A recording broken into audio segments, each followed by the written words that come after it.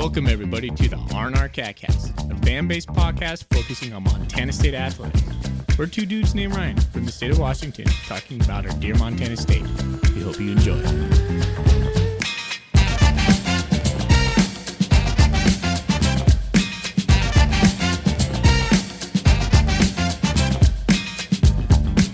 All right, welcome back, Bobcat fans. Thanks for joining us on another episode of the RnR CatCast.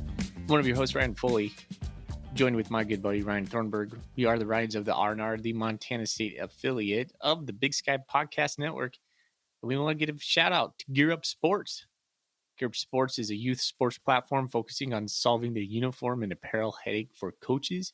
If you're a youth or high school coach and need uniforms or player packs, please contact them at www.gearupwithus.com and make sure to mention the RnR CatCast. They are a Bobcat-owned company. They also have an RnR store that you can get some RnR gear if you really want it. That would be pretty cool. We're here on the heels of Montana State's whoop down, 38-7 against the Vandals. V's down. We'll talk about that game and what it meant for the Montana State program. It was a big time moment for us, Thorny. And then we'll talk a little bit about Portland State. We'll get into some Golden Coolies. It's going to be a fun show. How you doing, buddy? I'm doing great. Yeah. I mean, this is going to be a fun show. What's not to like? We just came off one of the biggest wins of the regular season vegan era. It's up there. It was a statement win. It's going to be fun to talk about. I'm doing fantastic on this Monday. Buy or sell if all the Bobcat games could be played on ESPN2 underneath the lights, but it had to happen at 7:15. Would you take it? I mean, I would out on the West Coast, not having to go to the game or anything. I would absolutely. Me as a fan sitting here in Washington. Yeah. Yeah. I mean, you and I, we have West Coast time. We have it the easiest. Mm-hmm. It's something about big games, though, for Montana State. When the lights are on lately, the ESPN crew's there. It's just electric. Montana State just shows out. It's really cool. So I can't wait to talk about it more. But I think that's all. Are we missing something? The rundown. Yeah, there you go. Here's what we're going to do. Hey, listener, thanks for joining us. If you never listened to the RnR, Ryan and I have been at this for a while. We're just two fans talk about Montana State. And we're here to give it to you. X gonna give it to you. Yeah, you just had went through my mind. It went in my mind too. It went through my mind. Yeah. Hey, there it is. You can't just phrase it like that. Let's see. So we'll talk about some news. We'll go into the stats top 25. We'll touch on Coach Vigen's press conference he gave today and what he wore. We will talk about the stats of the actual game that happened against Idaho, and we'll break down some thoughts on that game, and then we'll preview Portland State, as well as take some fan questions from Golden Coolie questions that we have loaded up.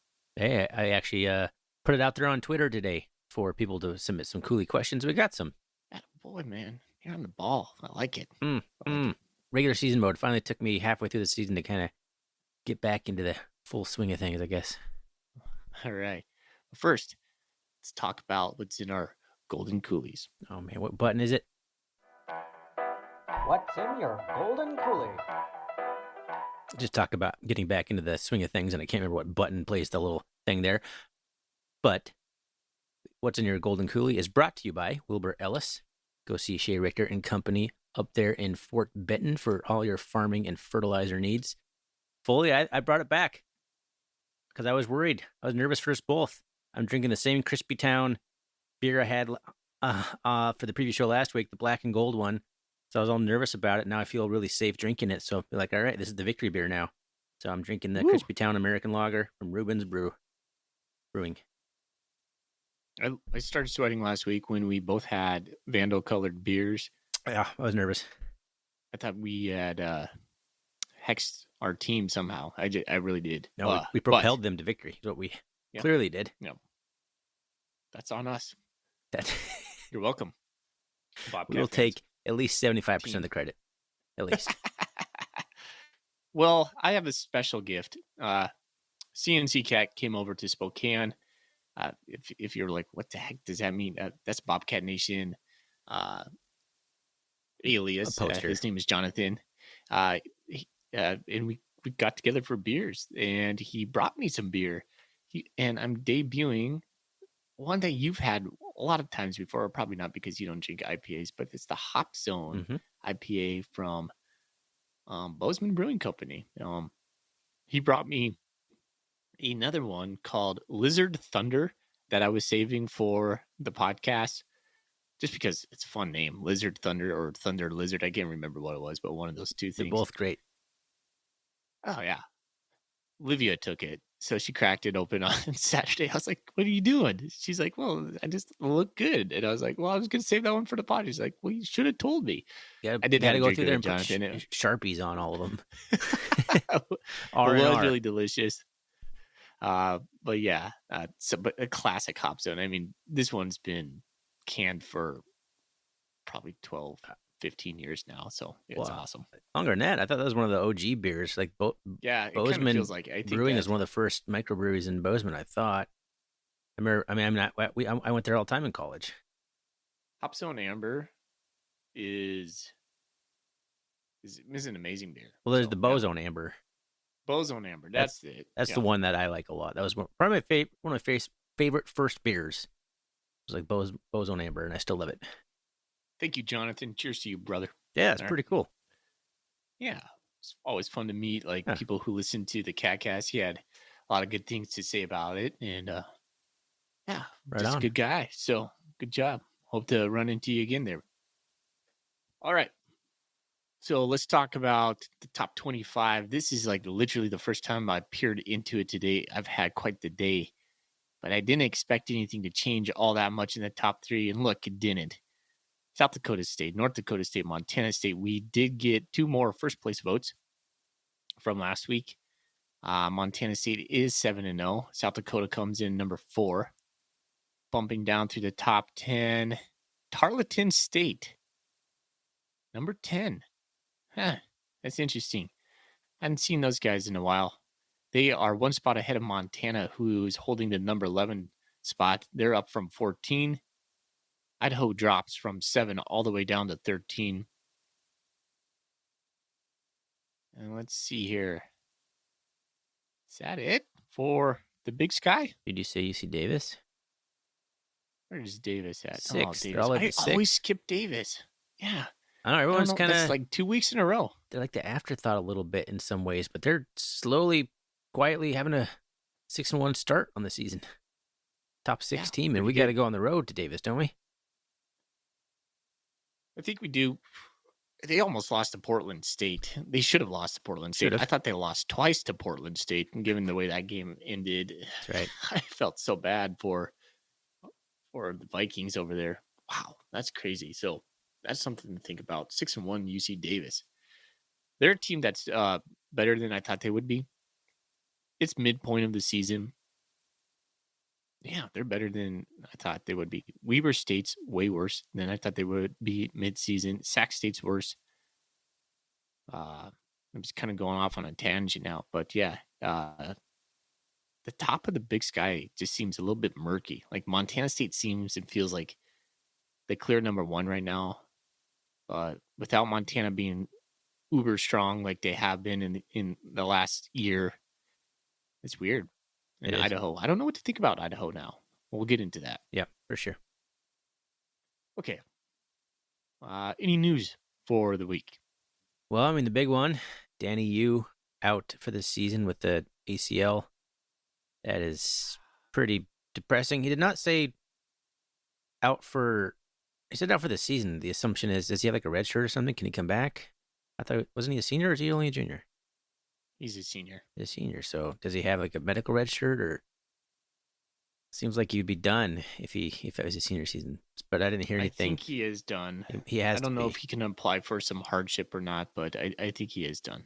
Just the way that Vegan was kind of choking up about talking about him a little bit, it feels pretty bad for him. So that'd be 2 season-ending or career-ending ACLs in 3 weeks for Blake Schmidt and Danny Yu. 3 in 3 weeks, man. Well, I'm saying career-ending.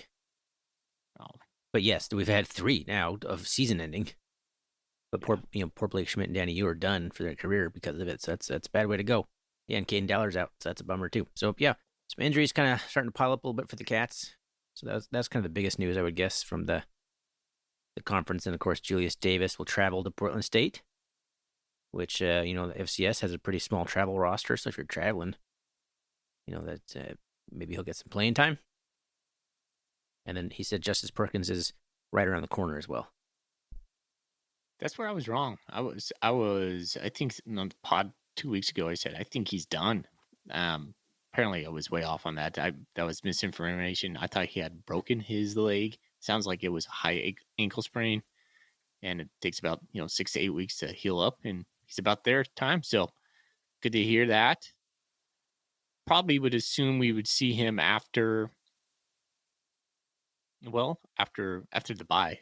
So That's Eastern. right. Our second bye.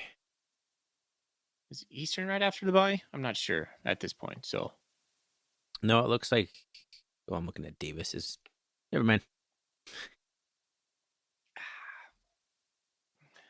Yeah, Eastern. Right. Eastern is So there's a bye after Portland State. Okay. Yeah. All right. Let's talk about what Coach Vegan is wearing. And now, Bobcat fans, it's time for F&F Fashion Watch, brought to you by Foley and Fisher, the only two that seem to really care what Brent Vegan is wearing at his press conference. That's right. Coach Vegan wore a flat blue navy suit, a white and gray checkered shirt with a deep blue tie with small silver dots. Okay. I don't. No pocket square. I'm not no sure baloney, what to no comment square. about these half the time.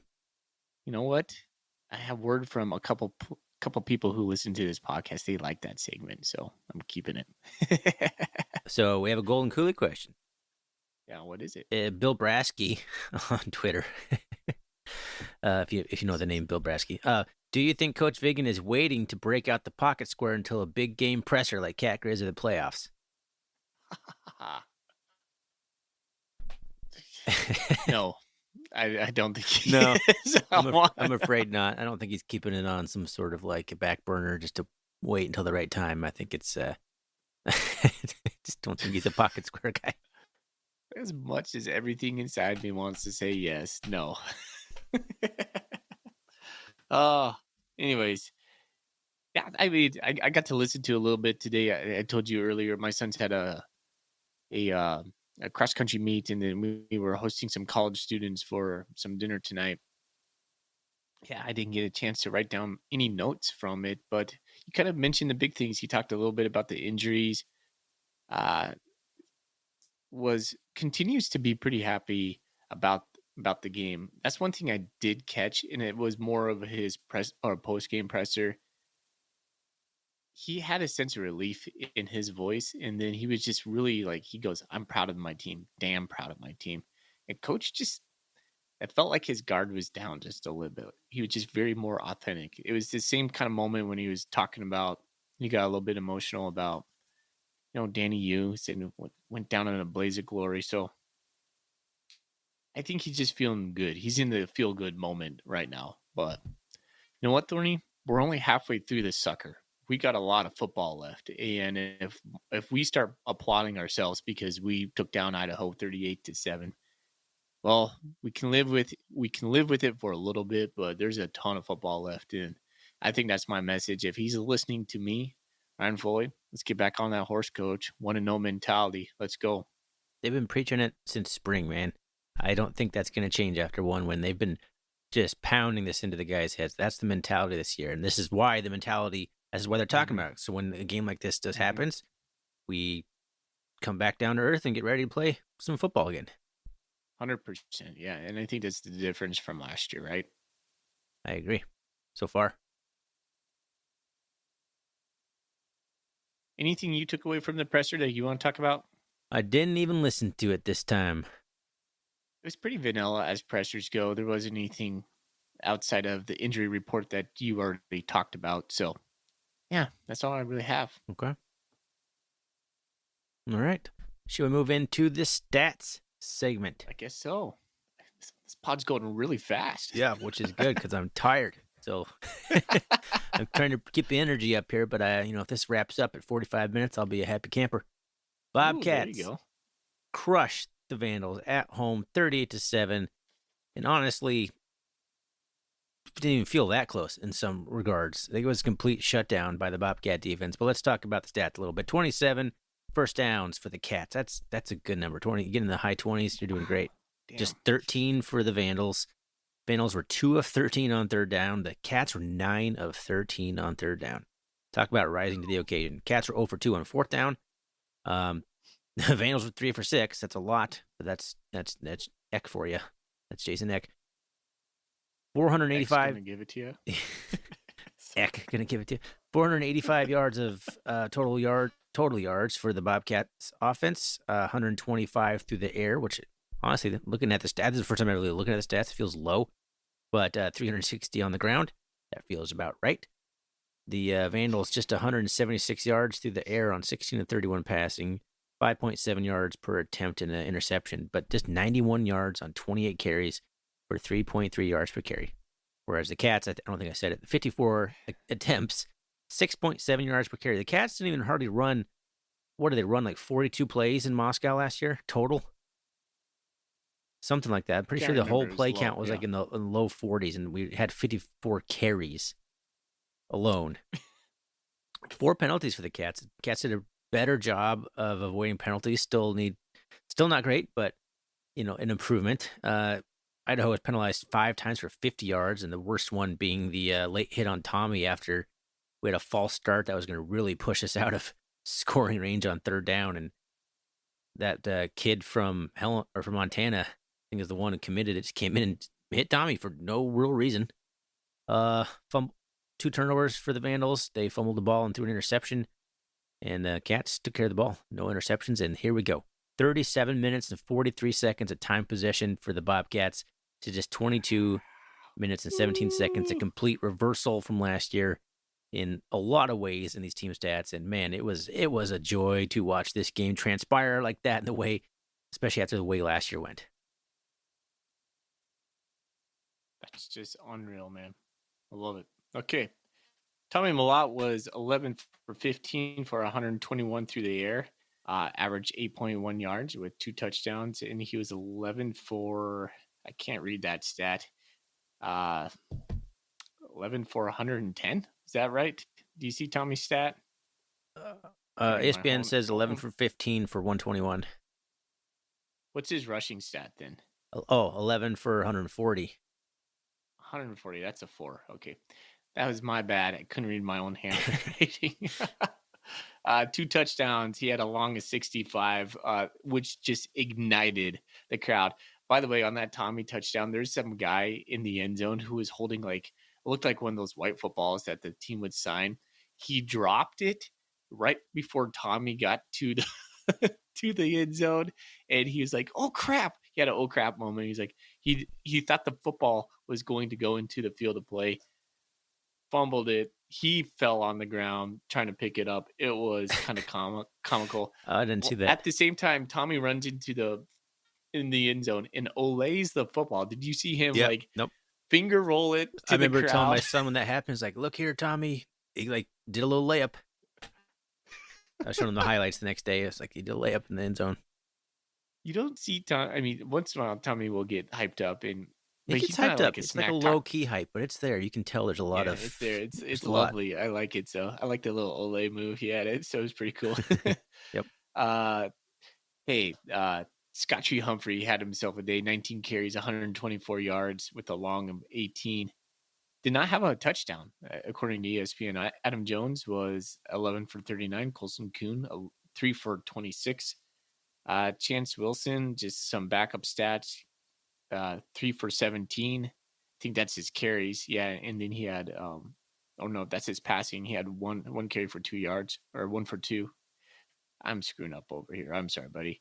1 for 2 on passing for 4 yards. 3 carries for 17 yards. That's more like it. There you go. Jared White had 4 carries for 9 yards. I keep forgetting about Jared White, but when he touches the ball, his speed is just different than Scottree and Adam. I'm like, it's almost akin to when they would bring Elijah in last year.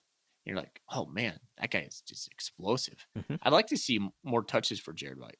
He was thrust into that role early last year when everybody was getting injured, and him and Julius Davis were sharing the load most of it last year.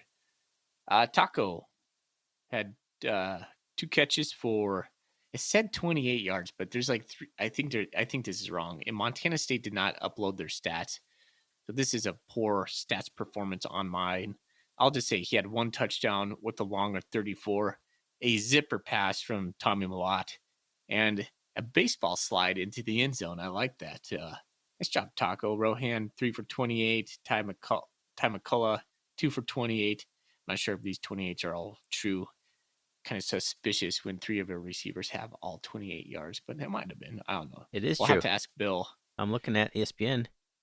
Yeah, that's where I got it from. But typically, I back all these up with MSU Bobcats stats, and the game wasn't posted yet. So, just saying. Junior Alexander had 1 catch for 23 yards with a smelly finger sniff after it and pointing to the first down. I love that move. And Miles Handstead, he was 1 for 2 on field goals for 34 yards and 5 for 5 extra points. ESPN doesn't give any defensive stats, so there are your stats. Ding. I'll try and make sure that doesn't get edited out last time. I didn't realize if you listened to the last episode, the introduction of the bell by audio. Well, you could hear it. It just got cut off right away because of the background noise gate that you. Well, yeah, it probably in has a there. reverb. No one likes reverb, so I got all sorts of stuff running to cut all that stuff out. So I have to isolate the stupid dinger so it comes out all the way through now. So that's just one extra. Thanks for introducing more work into my life with your bell. I love you, man. I love you. All right.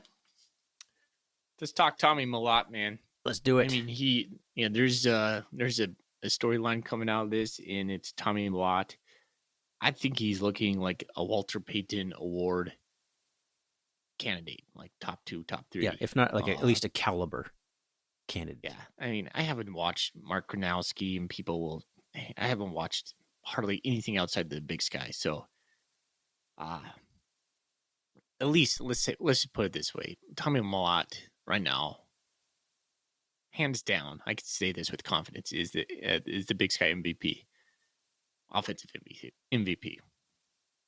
Yeah, I can't really argue with that. He had a masterclass of a performance, man. I thought his passing was great. His decision-making was great. We finally saw a little bit more of Tommy running the ball. He got over 10 carries for maybe the first time this year. I don't have the stats to back that up, but I think so. He made all the right reads, man, and he avoided big hits when he did run the ball. Yeah. It's like, what else could you ask for Tommy? That was like the perfect 11 for 15, 121 yards, 11 carries for 140 yards, 261 yards of total offense, 4 touchdowns. Perfect. Against what was supposed to be one of the better defenses in the country, let alone the Big Sky. I heard Coulter say he has like a passing rating of 200 or something right now. It's ridiculous. It's high because he hasn't thrown an interception this year. Yeah, his completion. I wasn't gonna say it, but you did, so that one's on you. It was like 68%, and it's only gonna go up if he keeps going on 11 for 15. Yeah, crazy. He's special, man. Do you think Tommy is holding all this together at a championship level? What do you mean holding it all together? Like, I guess is if we don't have Tommy, where are we at? Oh, we are not 6. No, we're not 6-7-0. 7-0. I was like, I can't remember. Well, what do you mean? Like, you think Chance Wilson's coming in and winning these games? Is that what you're asking me? I don't know. I just don't know. Like, he maybe would have been able to win a fair amount of the games, but I don't know. I think Tommy's the stirs the drink or whatever, the straw that stirs the drink right now. Yeah, by wide margin. I guess my question more hinges on like the importance of him. Like, if Tommy goes out, is our hopes for a national championship over? I believe so. Yes. I mean, that's a sobering statement, and you're probably right. And then I was trying to talk myself out of that today. I was like, well, we still got the run game. Who knows? I don't know, man. Because like, think about this. Like, when we went to the national championship, it was after Cat Grizz game, and we're like, okay, see you, Sean McKay. Is that his name? Matt McKay. What? You get Matt Sean McKay. Chambers and Matt McKay like mixed up or something. Yeah.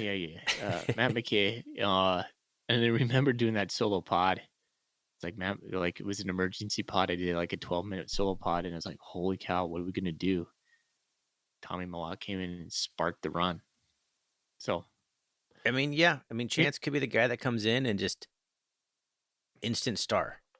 You know, the guys that just perform better when the lights are on, kind of guy. So it's possible. Who I mean, knows? anything is possible. We give him. I think it all runs through Tommy right now. Yeah, for sure. And one more point on Chance, and I'm not saying this is going to happen, but like the stuff we're giving Chance to run is the most base stuff we probably can think of right now. So the game planning would be different. But yeah, Tommy is an absolute star. And his composure, the way he operates sometimes is almost robotic in a way. He's so analytic, I feel like, as a player and just as a human. He comes across like that in his pressers. I've always kind of knocked on him for being just kind of boring. He had a good presser after the game. It was, I mean, you're just seeing a little, I think, a different side of him. And he's just so good right now, man. I'm just so happy for him. He's just playing at such a good level. It's exciting. It makes me excited to watch the games, just to watch Tommy right now. It seems like I don't know if this was ever the case, but if it was, he's not in his head at the moment. I don't know if he was, but nothing's in his way. He's not in his own way. He just feels, he looks comfortable and confident and total command of the offense, and love it, man. I love to see him rise up to that because I wasn't sure. And he's had some games this year where I'm like, I don't know if Tommy can take us there, but a place like that, if he keeps progressing, yeah, absolutely can. As good as Tommy was, I think the defense won this game for us. They played fantastic. That's probably the most aggressive, fiery defense I've seen from the Cats in a long time. What is different this year, Thorny? What are you thinking? Bobby Daly. What else can you attribute it to? And of course, Sean Howe. I think he's a big piece of that too. I think, but I just think it's the staff. I don't think we're more talented defensively. Probably not. Maybe you might even say our defensive line is probably taking a step back, but we are showing different pressures. It looks like we're being more aggressive. I think it's just a scheme, and it's just the way we're playing. Maybe it's been simplified, and the guys are able to play faster because they're they don't have to worry so much about their alignment or whatever. They're just get it going, and that's my biggest concern about Danny Yu's injury is, being that leader, that fiery leader out there that gets everyone in position. He's gonna be gone, so I'm a little nervous about Danny Yu from that angle because you get, the Vandals got going a little bit in the second half after Danny Yu went down. Yeah. So Danny's never been the fastest guy out there, but he's been pretty crafty and smart. Yeah. It's always the first thing you say about Danny Yu anytime we ever talk about him is he's not fast. And I don't know why. He sticks with me though. It does. I don't know why I don't think he's slow. And he's been playing very fast. We talked about this. Playing fast and being fast are different. He's playing fast this year. That's a good point. I like that. I'd agree with you on that. He was part of that big fourth down stop at the beginning of the game. Like Callahan blew it up, but Danny Yu was right there to mop it up. Like, I think he's been playing at an all conference caliber level, and he's a very popular player, and you could tell Coach Vigan was pretty upset. And I think there's gonna be a lot of guys that are upset too. So, 100%. DeMike's on Twitter asks us. I'm gonna try and sprinkle these in as we go. Danny Yu out for the rest of the season with injury. Which linebacker is set to take his place? Well, I think Vigan said it's Neil Daly. No, it's Brody Greeby? nope. Bryce Greeby? Bryce Greeby. Thank you. I kept wanting to say Bryce Stirk. So now I'm really getting my Bobcats confused. Loved Bryce Stirk. Uh, yeah. So yeah, I think it's gonna be Bryce Greeby's gonna be doing a lot, but he also said Neil Daly's gonna have to be the guy who steps up, probably more than anybody, because he's gonna be playing. Because Stirk got in even with Danny U healthy, so they like to have a third linebacker in rotating in, and Daly's gonna have to really step up now. So it was a thin position, I think, and not a good spot for an injury. Yeah, I'm a little bit nervous about it. Does you have a Golden Coolie question on that? Does the emergence of Drew Polidor mask that? It's a good Let's offset. see. It's as close as we're gonna be able to do to offset it, because man, Drew Polidor is different, and he showed that real He fast. is. He made that play, that tackle. I don't think anybody's made a tackle like that from safety spot the entire year, and he made it look easy. He's just screaming, "I'm back! I'm back!" I love that, man. He is a dude, and Oh yeah, those blue and gold blitz. He says, and I mean this in the most respectful way possible. Does the return of Drew Polidor offset the loss of Danny Yu? Buy or sell? I guess I'll buy it, because he's kind of same personality. So one fierily popular leader down, but another one rises up and kind of is able to do some of the stuff Danny you did. I mean, it's at best, I guess it's a wash. So I guess that Yeah, is kind of it's the a definition wash. of offset, right? Yeah. Yeah. So I mean, I'll buy it, but I'm not happy about it. I'm not sure. It definitely upgraded a Talking on the secondary real defensive fast, though. line. Yeah, talking on the. So I'm going to switch focus to defensive line. I got a text from our listener, Sean. He says a Golden Coolie question for you to consider. Do you think the Bobcats would consider moving Dylan Rollins, current offensive line, 6'6", 300-pounder, to the nose tackle position due to the loss to Blake Schmidt? He played defense in high school, went on a mission for now a freshman. I'm just remembering Bobcat Nation guessing on his player position last year, and it was mentioned he played D-line. He is currently buried in depth on the O-line. I think we have enough defensive line depth yet, still unrealized. I thought Taylon Marsh, he's big out there, man. We have some of those young guys out there. They look like they're big old juniors out there. Marsh is huge. Yeah, big number 99. I didn't realize he was that big. So I think we're okay now, but that's interesting, though. That's interesting. Oh man, Paul Brott just kind of mopping up the Brody Greeby, and then Brody Greeby misses a sack on Joseph Eck, and poor Nick Joseph Eck just gets caught underneath the mass of a man that is Paul Brott. Paul Brott busted his collarbone. Holy smokes! Gosh, Paul Brott's awesome. So I saw a Facebook post on FCS Fans Nation. A lot of people thought that should have been like targeting or roughing the passer. Roughing the passer. It's I a think live play, I think they man. thought it should have been targeting, or I think it is roughing the passer. I think it's what it is, because you forcefully launch at the quarterback and land with your full weight on him, which is supposed to be a penalty. When I watched that play in real time, the thought of that being a bad hit never even crossed my mind. No. I was like, oh man, don't throw the flag. No. That was like, a giant dude crushed the quarterback and landed on him. It happens. I don't know. No. I didn't think that was a penalty at all. No, not at all. If that happened to Tommy Watt, like, damn, that sucks. Right? Yeah, It wasn't a penalty. Are seeing what they want to see at that point. However, the targeting call on Taco Dowler, 100% legit. Yeah. Like, he catches it, and I'm like, that's targeting. There's I'm just sitting there watching, and I was like, that's the definition of targeting.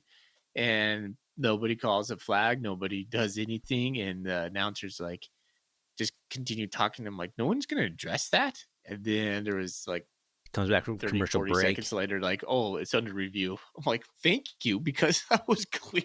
Like, Taco's going down. He's covering himself. The guy just launches himself like a missile into his head. I'm like, what? How's that not get called? Yeah, It's so completely weird. unnecessary. Like Taco was already pretty much tackled. I don't understand why that guy did that. I know we're kind of ping-ponging back and forth, but for the weird things that didn't get called, that touchdown pass that they got at the very end that looked like it skipped off the turf, not even reviewed. I didn't even really. What? I wasn't really paying a lot of attention at that point, so I didn't actually see that It skip or was anything. I just saw it. I'm like, really, oh, touchdown! Darn, we gave it the touchdown. But everyone's like, no, that wasn't a touchdown. I'll have to go back and rewatch that. yeah, it was something to be held. And that ref just looked at it and he goes, "Yep, touchdown." I'm like, there's no way, dude. There's no way. You can see those little black pellets just like spray up, and then he catches it. You're like, that's not a touchdown. He's like, yep. Like, Everybody just wants to go and the home. whole Refs wanted to go home. yeah, he was like, it's 11:30 at night. I'm still reffing this game. It's a don't blowout. wanna Let's review go home, this. boys. All right, I'm gonna switch gears Oh, here. okay. The defense was great. Actually, no, I gotta ask one more question. We got a Golden Coolie question from Shay Richter. This is a good time to ask it. I should have asked it a minute ago. How big of an effect will the Yuli Lakipa injury hurt MSU? Because he talks about last year when him and Snell both went out. At the same time, the energy level went down. I remember that when Snell got injured, that was kind of like it was total kind of a deflating for the offense. I don't really remember Danny Yu going out last year, to be honest with you. Well, let's say he didn't. Let's just kind of say like, how do you think that'll affect it, the energy level? I touched on it a little bit because I think that's my biggest concern. But yeah, it'll be different. You take an emotional leader off your team. That's not some players either have it or they don't, right? It's his kind of attitude, his infectious smile, his energy that he brings. It's just it's organic to him, and you can't just say, okay, McKade O'Reilly, you need to be the Danny Yu now. Well, he needs to be able to get guys lined up, and the buck stops with him with that. But the intangibles, as you like to call them, you can't replicate that. So who does? Does the emergence of Drew Paldor? Because he's fire. He's straight fire when he's out there. So can we lean on that? Do we need to? And that's another thing is like, just because he's a gregarious and like fiery dude and loves to celebrate and he's a wily veteran, do we need his spark? Does Montana State need that? I mean, they're going to benefit from it, but do they need it? that's a good question. I don't know the answer to that. Yeah, I don't know. But you have to have You'd guys like to think that if you want to play the kind of defense where you're just flying the ball and you're playing with your hair on fire. You kind of need that kind of guy. I think Paul Dort mentioned today a little bit. He's like,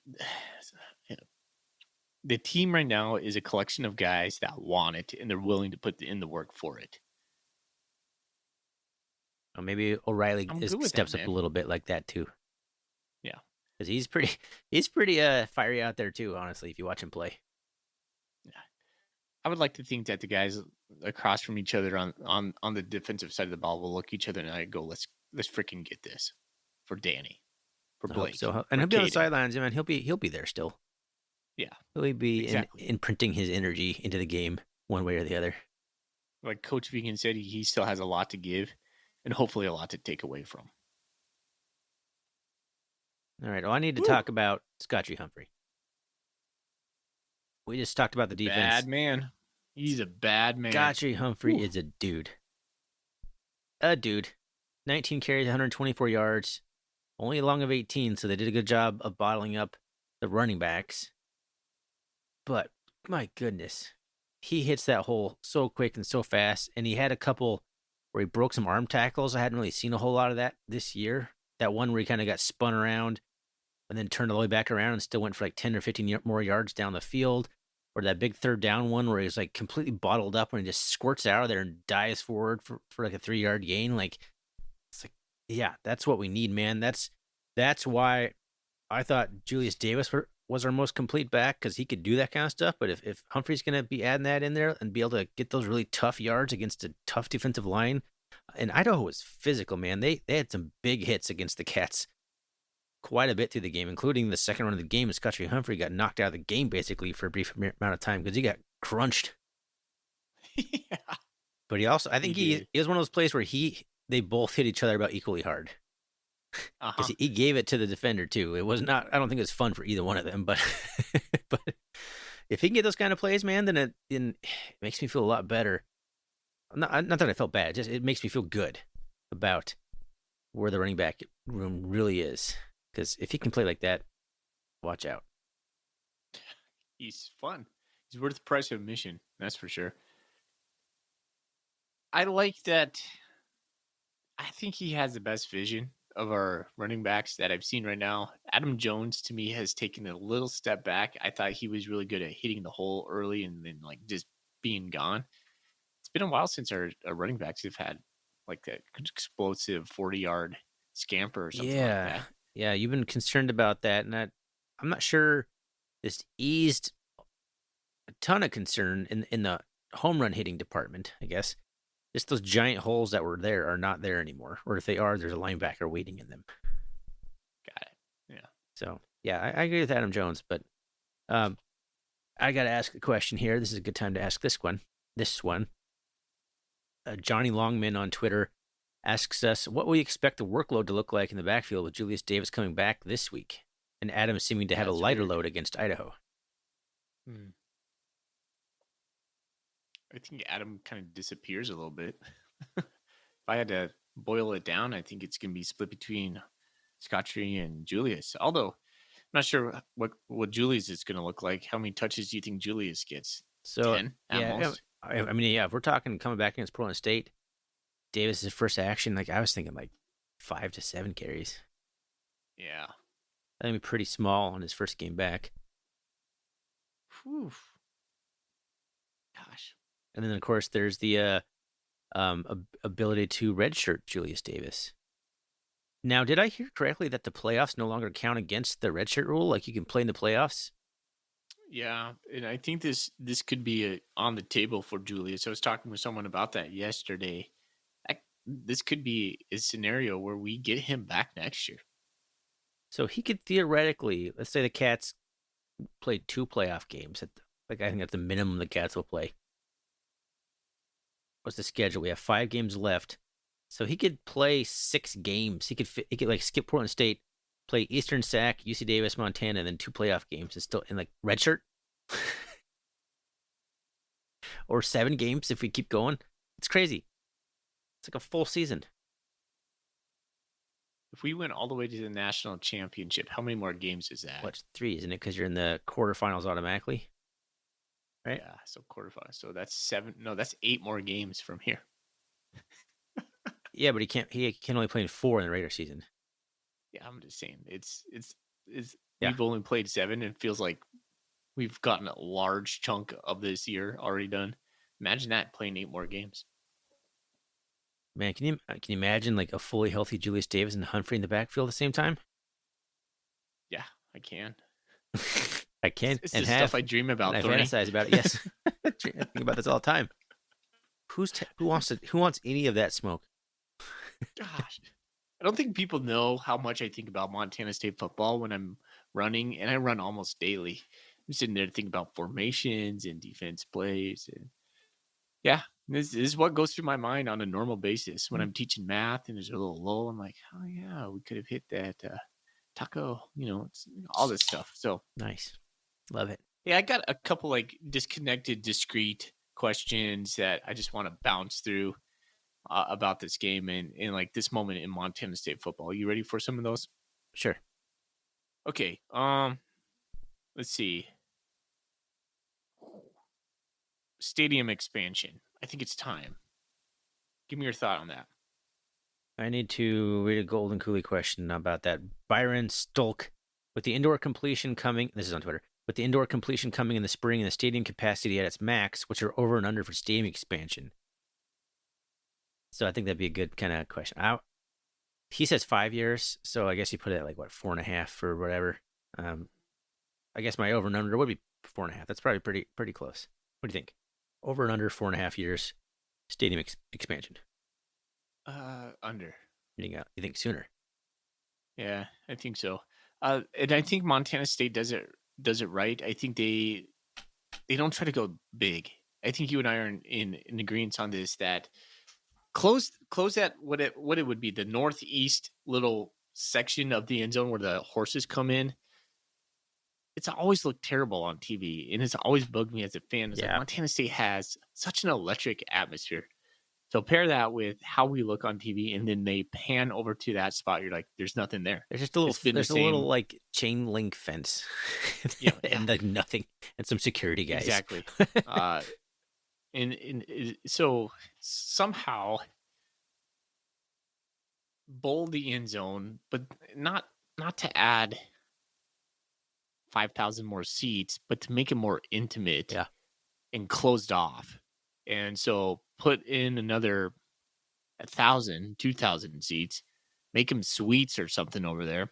So all those rich folks buying those container sheds and drinking beers in the south end zone or the north end zone can have their heated suites in the cold winters in Bozeman.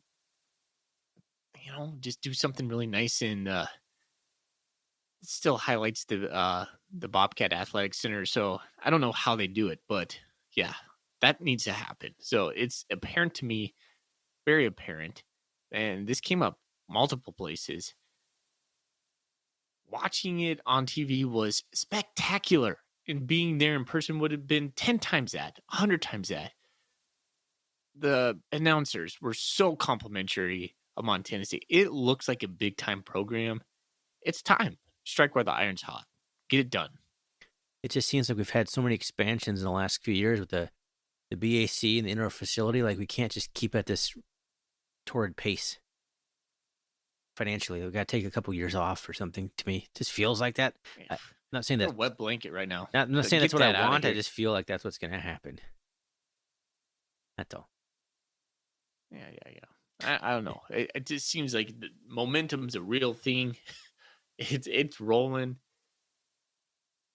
People are flocking to Bozeman, man. People want to be attached to this program. You're getting tangential people now. You're like, oh yeah, let's go. It is. You can't replicate what just happened on Saturday night. No. That is a unique show in Montana. Think about what happened. It was revenge game, a top 10 matchup, national television. Underneath the lights, it had everything going for it. And Montana's delivered in like perfect fashion. They just knocked it out of the park. Grand slam. The rodeo entrance is so unique and everyone talks about it. I always browse Twitter when Montana State's on these big, on the networks, and random Twitter people are always talking about it. It's pretty awesome.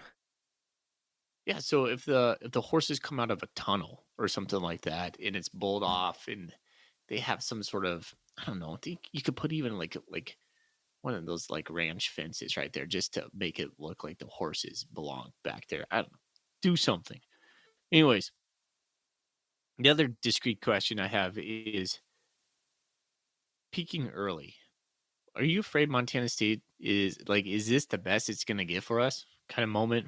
No, we haven't even begun to peak, as Dennis Ooh. would say on Tell me more. sunny Tell me more. Philadelphia. I need that because I'm a little bit like worried that we're getting a little too big for our britches moment. So tell me more.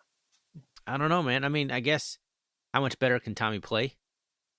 But I think we can keep it up, though. I think we can keep stringing these complete games together. I think there's still room for improvement in the secondary, and Drew Pollard is going to bring that.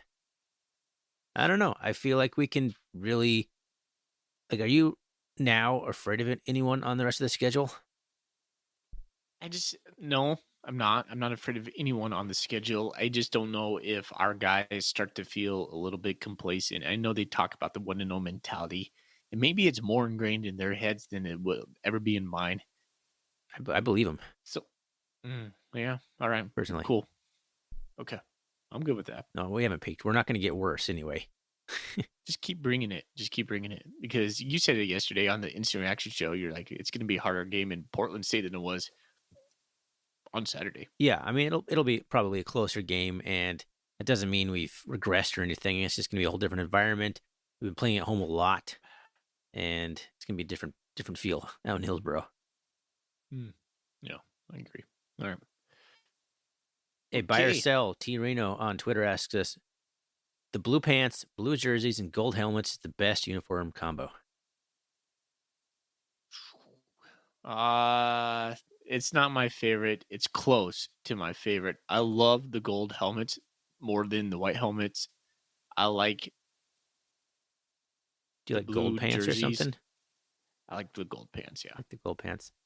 I think it probably is my favorite combo. I like the blue on blue. I've always been a fan of the entire uniform being the same color. I don't know what it is. I've always been a fan of that. Even the helmet. I like teams that have like straight one color everywhere. I don't know what it is, but the helmet probably is better to change it up. So I like the gold that they had that and in the script on it. I thought that was a good look for national television. Just like watching all the Bobcat players like gather up before they run out, just like that gold helmet like shining in the bright lights. I was like, hell yeah. Yes.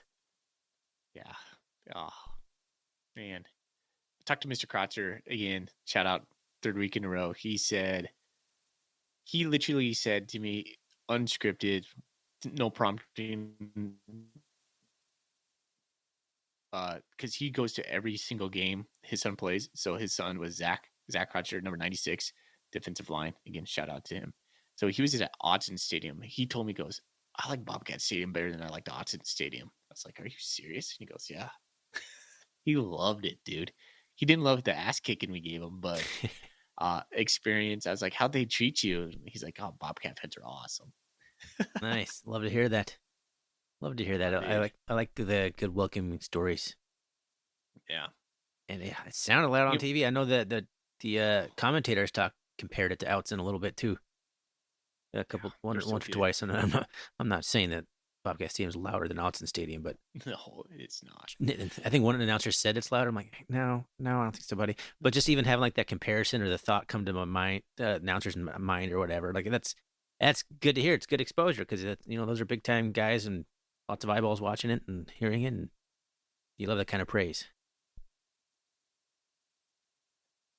Well, it's time to put it in the rear view. Start focusing on Portland State. Dante Sachere, 200 yards on the ground, 200 in the air. He gave his fits last year. It was pretty close at halftime. Kind of a wily vet over there in Hillsboro. Yeah, where is he now? He's probably only like a junior. I feel like he's still pretty young. Seems like Portland State's doing Portland State Oh, things, he's a or senior. they're losing a lot of games, but then they have a surprising win, and they're always pretty dangerous. Well, I said it. I don't know how much I said it on the podcast. I know I texted you a lot. The Cats still are giving up big passing opportunities that they've been lucky to avoid teams hitting on. Dante Chachere gets a couple of those out there. They still have Quincy Craig, right? Yep. Quincy Craig was a good weapon. He gave us fits last year. If he's running wide open, Portland State can score some points on the Cats. They're going to score more than 7. I would almost bet money on it. Blue and Gold Blitz says MSU will roll PSU by 28 plus. And he prefaces that with the buy or sell. I'm selling that, Blue and Gold. If we do, that'd be awesome. But it's kind of bring your own energy game, high school stadium. I could see Dante Chachere being Quincy Craig doing quick slants up the seams, slicing and dicing a little bit. So, but I'm not as concerned with that as I used to be this year. And I know that is a weak spot. And sometimes we have receivers running wild in the middle, wide open. You're like, what's going on? And I know he'll miss some of those. That's coaching right there. That stuff can get corrected. And we are bringing different types of pressure on the quarterback or third down stuff. It's just different. Like you said, it's defense is looking better. So I'm not as concerned. I am concerned, but not as concerned. Excuse me. One thing that strikes me looking at the schedule here. Let's run down Portland State's schedule to date real fast here. They opened at Washington State, lost 70-30. Then they lost at Weber State, 43-16. And they had their home game against South Dakota canceled because of whooping cough. So then their next 2 games are also on the road. So they're at Boise State. They lose 56-14. They go down to Chattanooga and lose 45-30. Then they're at home finally for the first time on October 5th, which is crazy. But they win 27-6, they lose 27-26 against Davis. And then they go on the road again to play Idaho State, and they lose 42-38. If you're hearing those numbers, the thing that's popping out to me looking at this, they're giving up a ton of points. 70, 43, 56, 45, 27, and then 30, or 42. 38, excuse me. What is that, like 50 points a game? 40 points a game? So, I mean, there's a good opportunity for the Cats to score some serious points here. Now, this will be their second home game, so it'll be better energy for them. They're definitely a different animal in Hillsboro. Just not a fun place to play. It's just a weird place. Probably the most bring your own energy venue at the moment in the Big Sky because it's not even on campus. This one's over by the third quarter. I hate to say it. I never say anything like that. It's just like one of those games you're like, yeah, Montana State's going to continue to score some points, and yeah, probably they will put up maybe 21 on us. Yeah. How about that? I was thinking it could be like a 35-38-21 type game. What was the number that was in my head? 35-38? That close? No, Cats score 35 or 38. Oh, and give up about 21. I probably think we scored more, that weird, but yeah. All right. It just depends on how fast we get there, right? Yeah. And then we start taking all the guys out. Which I don't know. I hope this isn't a game where we have to go the entire distance with the starters. That'd be a little concerning, I guess. What would be concerning in this game for you? Obviously a loss, but in a win, do you need to see the Cats pull the starters in the fourth quarter to feel good about a win? I don't. The thing that would concern me the most is if they could sustain drives. If they can eat up clock on us. That's how any team is going to be able to beat us, if they control the clock and can rush for the ball, or rush essentially. Or, I guess, thinking about this out loud now, if the short pass game takes over the rush and they can just get 4 or 5 yards, dink dunk on that. Yep. But again, I don't think that's going to happen, because I don't think Coach Daly is the defensive coordinator this year that's going to just sit back and let that happen. They might try. They might say, okay, we're going to play base. Okay, you're getting this. Well, then we're going to start setting pressure. So, dictate terms. No, I we do better.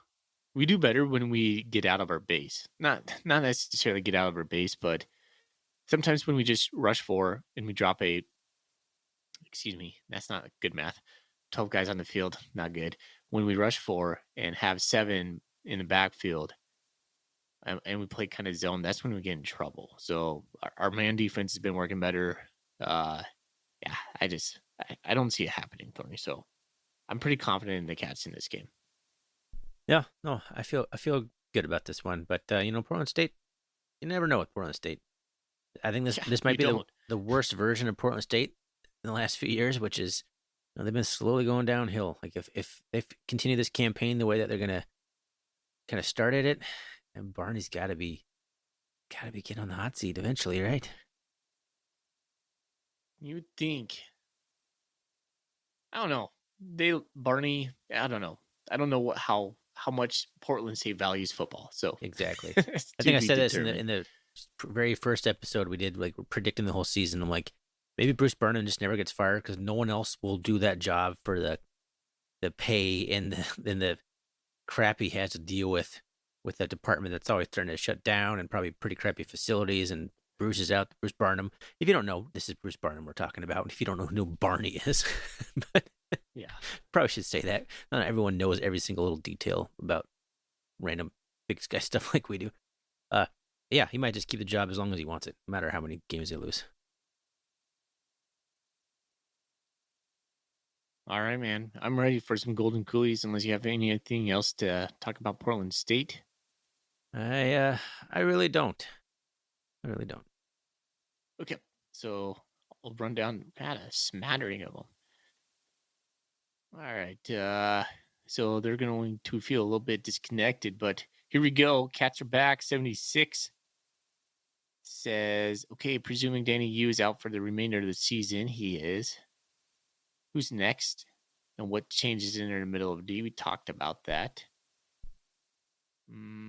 So that's and he says, but is it worth looking at doing something with Ort maybe at the second level? I think he's kind of referring maybe should we consider playing Ort at linebacker? I don't think Ort's big enough, is he? I'm not sure he can sustain. His body can sustain several games. Linebackers, definitely more beat him up physical than safety. Yeah, to bang in the box like a linebacker needs to do. I'm not sure if Ort can sustain that. Yeah, it's a tough one. That's tough. Rylan Ort So, is 6'1", 210. well, I mean, we've had plenty of good linebackers over the years in Montana State in the 215, 220 range. yeah. So he's not far off, I guess. Do you think players get heavier throughout the season or do they get lighter? Get lighter. I mean, you lose some muscle mass. Yeah. Let's see. Put these games in order most likely to trip up the Cats. Ugh. The Brawl at Eastern at Davis. Put them in order from Prodigal Cat. Davis, Grizz, Eastern. Okay. I'm good with that. D Brew MSU says, which is worse if you bit your own foot? This is he's low key trolling me right now. Oh yeah, you said something about bite your own foot right in the instant reaction. Which is worse, if you bit your own foot or if you get slowed down because your foot is being chomped? What's worse? I don't even know. Being slowed down because my foot's being chomped is worse. Yeah. He says also, can you bring back the term whoop down? We will always say whoop down. Oh, we said it already in this episode. Yeah. It's never going away. Danster21 says, how are you liking Tommy's chili so far?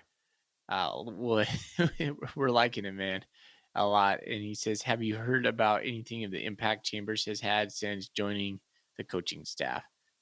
What do you think the odds are, Tommy, joining the coaching staff as in part of his life too? Any part of his life?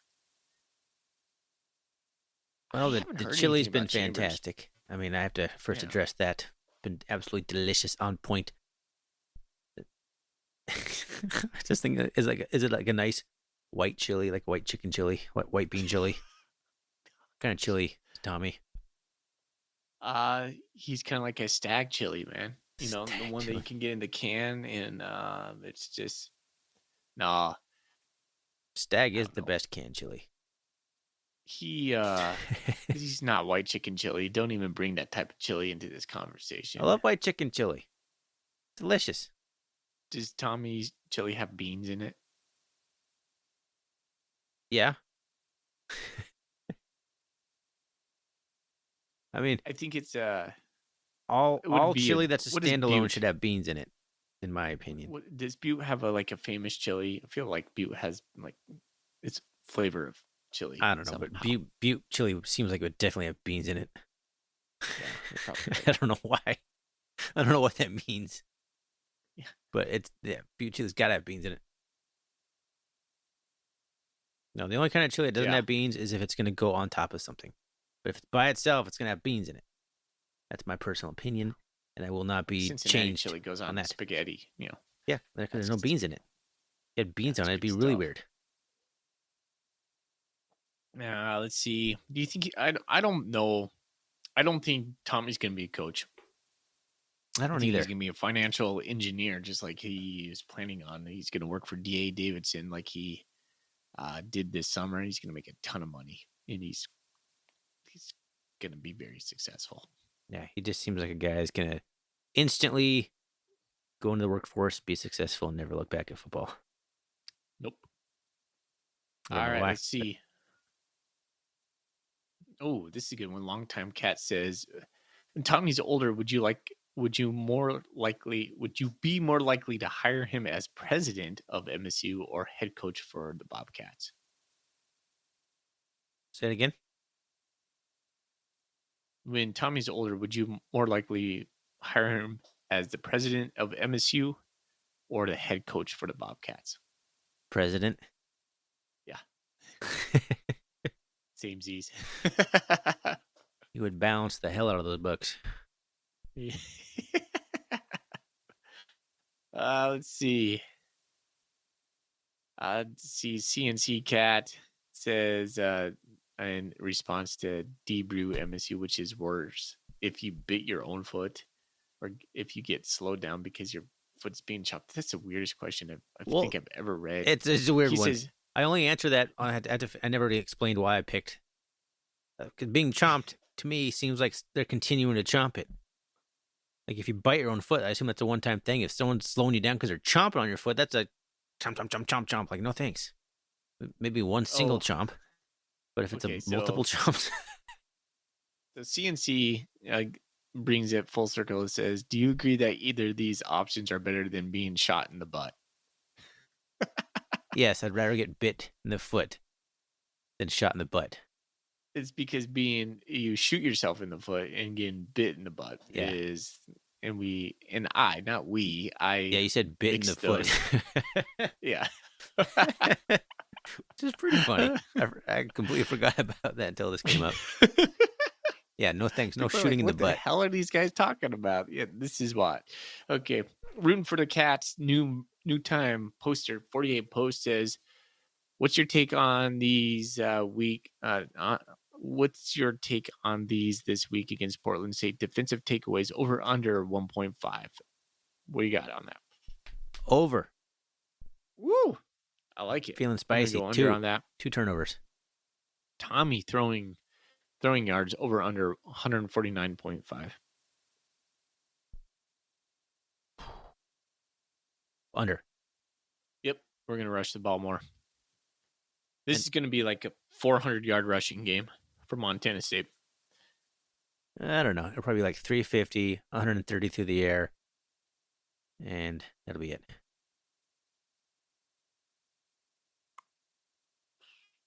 And let's see. Yeah, that's it. That's all there's on that. All right, I knocked out all the ones on Twitter and text. Yeah, let's an award one. How about Twitterland? You got any one that you really I liked? Bill Brasky waiting if Vegan's waiting to bust out the pocket square for a big thing. I thought that was funny. Okay, let's do it. Bill Brasky. All right, I'll tag you on Twitter and reach out to us. We'll get you a golden coolie mailed out and maybe a sticker and whatever else we got in the swag shop. Mm-hmm. Do we have magnets? Do we have magnets? Why do I think we have magnets? We don't have magnets. We have magnets. We do have magnets. A ton of them. They're all in my fridge. Every single one of them is on my fridge, like a Pride sticker helmet.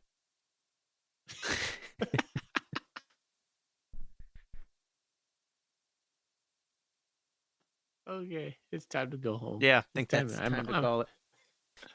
All right. Well, man, what a win. Just what a Saturday, what a late Saturday college football in Bozeman, Montana. Makes you proud to be a Bobcat alum. Love it. Thanks, everyone, for listening to our podcast, our rambling podcast that we keep doing every year, and people keep listening to it, so we're going to keep doing it in perpetuity. You can find us on Twitter, RrCatcast. You can find us on the web, rrcatcast.com. You can always find us on Instagram, RrCatcast, Bobcat Nation, all those places that Bobcat fans hang out. We'll be there. Foley, let's get out of here, man. Let's go, Cats. Go Cats. Go Cats.